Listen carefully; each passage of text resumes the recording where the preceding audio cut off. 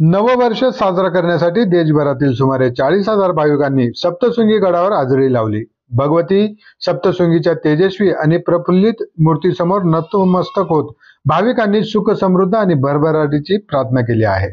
नववर्ष, धनुर्मास उत्सव, शाकंभरी नवरात्रोत्सव आणि सूर्यनारायणाचे पहिले कोवळे किरण देवी मूर्तीवर पडल्याने भाविकांनी जयघोष केला.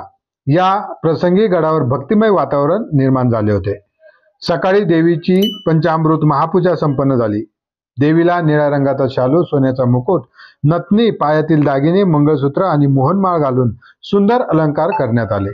सकाळी 7 वाजेपासून दर्शनासाठी रांगा लागल्या होत्या. देवी संस्थान व प्रशासनाने भाविकांसाठी उत्तम नियोजन केले. पायरी रस्त्यावर मोफत पाणी आणि अत्यावश्यक सेवा पुरवण्यात आल्या. 2 दिवस मंदिर भाविकांसाठी 24 तास खुले ठेवण्यात आले होते. त्यामुळे रात्रभर भाविकांची वर्दळ ही सुरूच होती. नाताळ सण आणि सरत्या वर्षाला निरोप देण्यासाठी भाविकांनी मोठ्या संख्येने गडावर हजेरी लावली. संस्थानच्या निवासस्थानी आणि गावातील हॉटेल्स हे सर्व गर्दीने झाले होते. भाविकांनी सप्तशृंगी मातेचे दर्शन घेत समाधान व्यक्त केले आहे. देवी संस्थानचे मुख्य कार्यकारी अधिकारी सुदर्शन दहातोंडे यांनी भाविकांसाठी केलेल्या व्यवस्थेची माहिती दिली. मोफत पाणी, सुरक्षा आणि अत्यावश्यक सेवा तत्पर ठेवण्यात आल्याचे त्यांनी सांगितले आहे.